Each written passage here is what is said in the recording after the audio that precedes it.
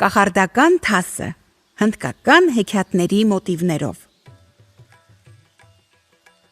Գիտուն հիմարները։ Մի մեծ գյուղում ապրում էին 3 գիտուն բրահմաններ։ Նրանք կարդացել էին հազարավոր գրքեր, ուսումնասիրել բազմատեսակ գիտություններ և իրենց բոլորից խելոք էին համարում։ Երբ նրանք հանդիպում էին իրենց գյուղացիներին, ասում էին. «Ինչպիսի տգետներ են, ինչպիսի տխմարներ, գիտուն մարդը սրանց հետ ինչ խոսի»։ Մի անգամ բրահմաններն իրար ասացին. «Մենք ուսումնասիրել ենք բոլոր գիտությունները, կարող ենք հրաշքներ գործել, բայց երբեք չենք եղել օտար երկրներում և ոչ ոք էլ չգիտի, որ աշխարհում մեզ պես գիտուն մարդիկ կան։ Միթե մինչև մեր կյանքի վերջը պետք է ապրենք այս տխմար ռամիկների հետ»։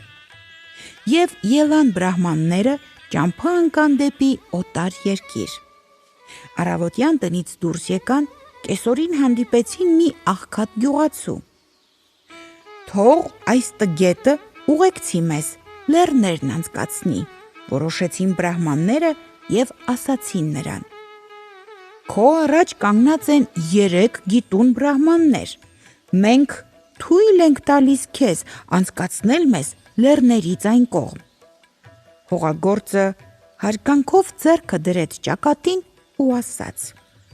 «Հետևեցեք ինձ, գիտուն պարոններ»։ Եվ նա ընկավ առաջ, իսկ բրահմանները գնացին նրա հետևից։ Երբ բարձրանում էին սարնի վեր, գյուղացին հանկարծ կանգ առավ ու կամացուկ ասաց. «Իմաստուն պարոններ, նայեցեք, թփերի տակ առյուծ կա քնած, շտապենք այստեղից հեռանալ, ես մի ուրիշ ճամփա էլ գիտեմ լեռների միջով»։ Բրահմանները սկսեցին ծիծաղել գյուղացու վրա. «Ինչ տգետն է, խելքը չի կտրում, որ առյուծը ոչ թե քնած է, այլ վաղուց սատկած։ Դե տես մեր գիտության զորությունը, հիմա մենք հարություն կտանք սատկած առյուծին»։ Ինչ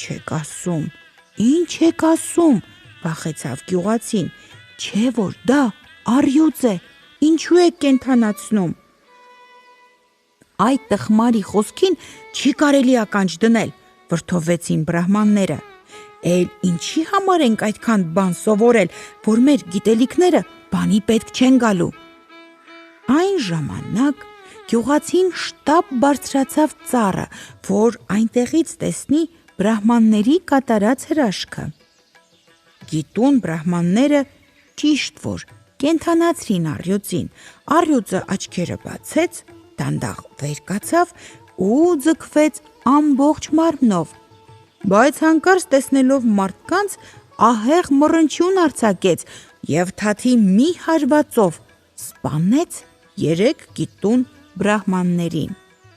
Իսկ անգետ գյուղացին սպասեց այնքան, մինչև որ առյուծը գնաց ջուր խմելու, ապա իջավ ծառից ու գոհ սրտով շարունակեց իր ճամփան։ Ահա թե ինչ դուրս եկավ. հիմարի համար գիտությունը նույնն է, ինչ որ կույրի համար լույսը։